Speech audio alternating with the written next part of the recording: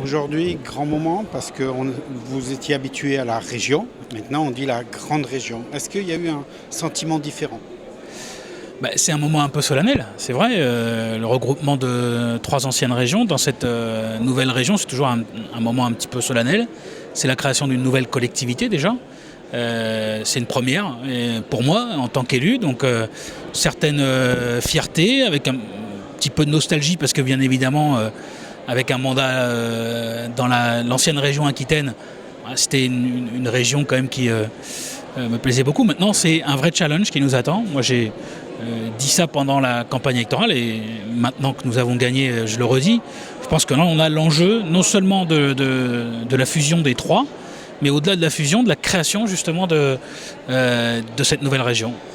Un des grands mots qui a été utilisé à l'introduction de M. Rousset, c'était innovation. Mais innovation, pas uniquement technologique, mais dans la manière de fonctionner. Je dirais même, si on va un peu derrière les lignes, innovation politique, parce qu'il a quand même tendu la main à tout le monde. C'est la vraie réponse à ce qui s'est passé lors des élections. Il y a eu un très fort taux d'abstention, malgré la mobilisation d'entre-deux tours. Il y a eu un certain nombre de nos concitoyens qui sont, je crois, se sont un petit peu égarés dans des votes, notamment à l'extrême droite. Ça veut dire qu'aujourd'hui, il faut qu'on tire des conclusions du premier tour des élections régionales, de ce qui s'est passé dans notre pays depuis le 13 novembre dernier. Moi, j'oublie rien.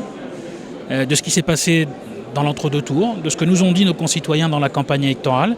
Il y a aujourd'hui effectivement une réflexion à avoir et au-delà de la réflexion, des réponses à apporter. Je crois que le président a bien fait dans son discours de dire que sur les méthodes, y compris de gouvernance, nous avons à évoluer, à faire peut-être plus de communication, plus d'information, plus de proximité. Ça veut dire qu'aujourd'hui, l'idée selon laquelle on aura des élus référents sur l'ensemble du territoire de la nouvelle région, c'est quelque chose que nous allons mettre en place concrètement là dès le mois de janvier, de mettre en place aussi des outils de participation. Au-delà de ce que nous avons déjà fait aujourd'hui, on a fait un certain nombre de propositions dans la campagne, ça a été validé par nos concitoyens, il faut maintenant les mettre en place. On a aussi, toujours un peu derrière les lignes, entendu parler du centralisme parisien qui est vraiment décrié pour beaucoup de choses. Et là, on a vraiment eu cette sensation qu'il ne voulait pas rentrer dans ce débat-là et qu'il ne voulait pas d'une métropole bordelaise, mais qu'il veut vraiment que ça soit pour tout le monde, cette grande région. C'est l'objectif qu'il faut qu'on se fixe, tout simplement parce que cette nouvelle région, c'est la plus grande région de France, qu'on ne peut pas avoir un centralisme bordelais, c'est inévitable. D'où le fait d'ailleurs que dans la composition de l'exécutif et dans la commission permanente, tous les départements seront représentés dans la majorité. Et ça, c'est une chose dans laquelle on s'était engagé. Et surtout, faire en sorte que dans cette gouvernance, il puisse y avoir justement des élus issus de tous les départements, de tous les territoires.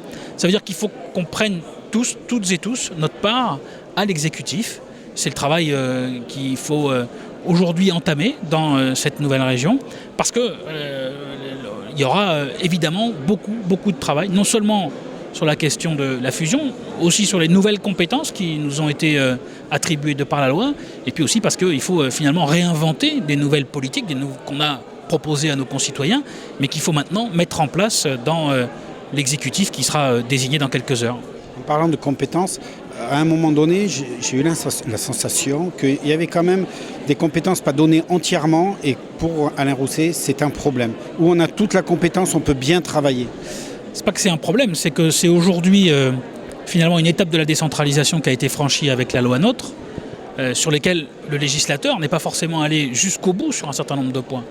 Il y a aujourd'hui un certain nombre d'efforts pour reconnaître notamment la région, mais il y a eu aussi des oublis, et notamment dans la déconcentration de l'État.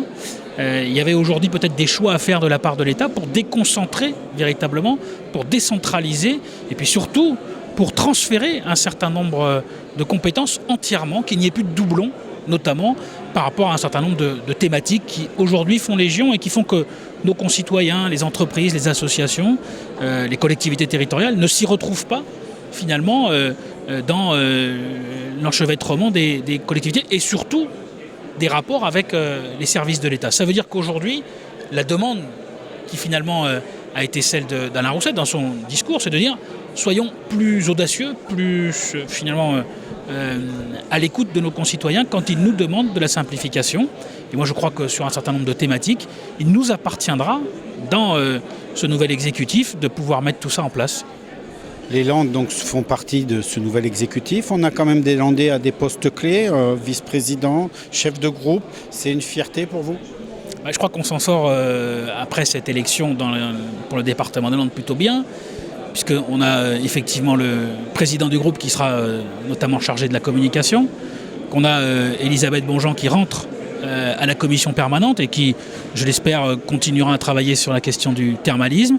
Et puis moi, j'aurai le plaisir d'être dans l'exécutif comme vice-président. Tous les autres élus régionaux des Landes seront dans des commissions stratégiques pour notre département. Je pense à l'agroalimentaire, je pense au tourisme, à d'autres sujets qui seront aujourd'hui dans les radars justement des élus landais. Je pense pouvoir vous dire qu'on est toutes et tous mobilisés pour mener à bien ce qu'on a dit pendant la campagne, c'est-à-dire cette campagne de proximité, de défense évidemment de tout le travail que nous avons fait au sein de cette région, et puis représenter dignement notre département. En tout cas, c'est ce qu'on va s'efforcer de faire.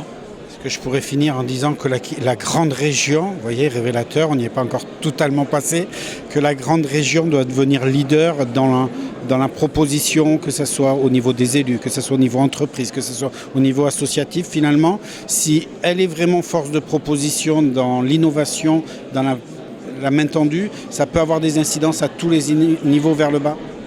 Oui, c'est l'espoir qu'on peut formuler aujourd'hui. C'est le temps des vœux, c'est le temps de la création de cette nouvelle région, c'est le temps aussi de prendre des bonnes résolutions. Moi, je suis persuadé, en tout cas pour ce qui me concerne, que pendant la campagne qu'on a menée, en tout cas pendant les élections régionales, on a fait un certain nombre de propositions qui ont été retenues par nos concitoyens. L'enjeu maintenant, c'est véritablement qu'ils comprennent qu'on tient nos promesses. Et moi, c'est ce que je vais m'employer à faire dans les 6 ans qui viennent. C'est tout simplement tenir nos engagements dans notre département, dans la proximité et auprès de nos concitoyens sur cette nouvelle région. 2016 va être une année chargée, mais quelque part calme politiquement pour vous ? Non, ça ne sera pas calme, parce que oui, il n'y a pas d'élection, mais en même temps, c'est une année très chargée du fait qu'on a la création de cette nouvelle région, qu'on a beaucoup de travail, notamment à l'exécutif, et je pense qu'elle sera de toute façon plus qu'utile, nécessaire, et puis c'est une année aussi, comme on dit, de transition, qui nous permet aussi de réfléchir à l'avenir, et puis politiquement, une année de transition, c'est toujours utile pour préparer l'avenir.